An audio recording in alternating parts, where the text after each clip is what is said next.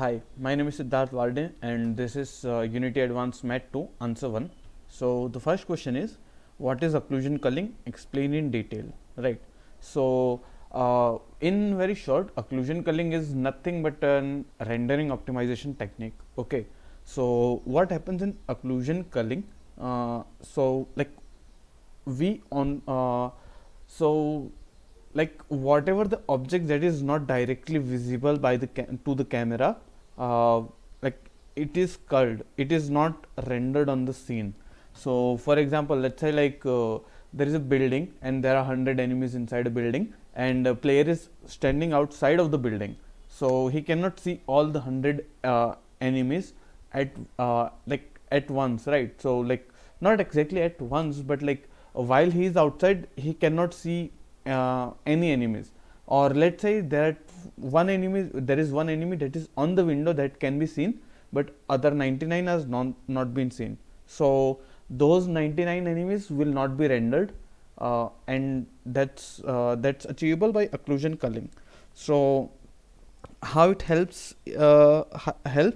So let's say if we are rendering all of the enemies and the building, then there are a lot of draw calls, but like since we are deciding that the 99 enemies are not visible, and like we are not drawing them, so we don't need a draw call for them. So all it will take is like just checking a flag that by the CPU, that okay, this element, this object is visible or that object is visible, and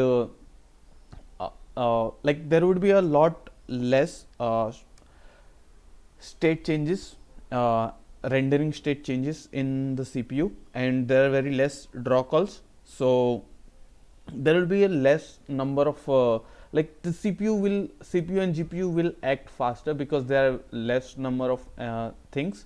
And let's say now we are on the first floor, and there are 20 enemies that are visible on the first floor, and all the other enemies are not visible. So like we will draw only 20 enemies, and other 80 enemies will not be drawn like that. So by just simply like checking a flag and stuff on a little expense of the flag checking stuff, so like it will take a little CPU time, but it is lot less than rendering calculating a draw call, taking like changing the render state and draw like sending the draw call. It will be less, a lot less than that. So in that way it helps us to achieve optimization. What is second question is, what is level of details? Explain in details. Right. So level of detail is nothing but another rendering optimization technique. What happens in this technique is, the far the object gets from the camera, the details of that object gets less and less, right? So like that's why it is called level of detail.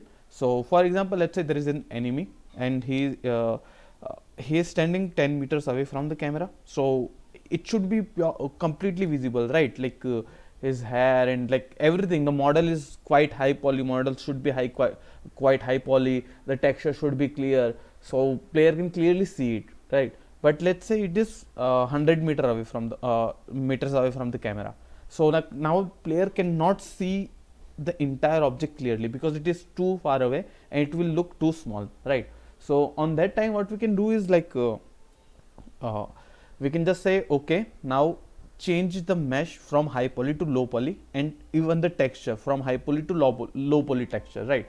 So what we had to do is we have to create a model and stuff like that. For that model, we will need a new model, new texture, but it saves a lot of CPU time while rendering. So it will also like the state change or draw call will be reduced, because we are let's say when player is near, we draw a high poly mesh and it has an 10,000 polygons, but the low poly mesh has only 100 polygons. So in that way it's quite affordable, and quite easy on the like on the CPU and GPU both.